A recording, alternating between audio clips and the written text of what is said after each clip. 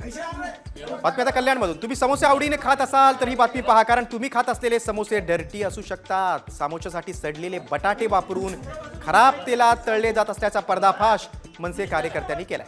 समोसे विक्रेता घरात समोसे बनवून घरोघरी विक्रीसाठी पाठवत असल्याची माहिती मिळाली होती. त्यानंतर धाड टाकून सगळा हा गंभीर प्रकार उघडकीस आणलाय. हा धक्कादायक प्रकार कल्याण जवळच्या मोहने गाळेगाव परिसरात घडलाय. समोसे विक्री करणारे आहेत जे फेरीवाले घरोघर जाऊन समोसे विकतात, ते व्यक्ती आम्हाला प्रभागामधील नागरिकांच्या कंप्लेंटी आल्या की असे समोसे इथं तयार होतात. आम्ही टीम आमची पूर्ण गेली आणि आम्ही तिथं डोळ्यांनी बघितल्यानंतर आम्हाला आढळलं की समोसे पूर्णपणे बटाटे जे आहेत ते पूर्णपणे सडलेले आणि अशा ठिकाणी ठेवलेले, मुक्तात वगैरे अशा ठिकाणी घाण ठिकाणी ठेवलेले, अशा अवस्थेत ठेवलेले. ते बघून आमचा संताप झाला.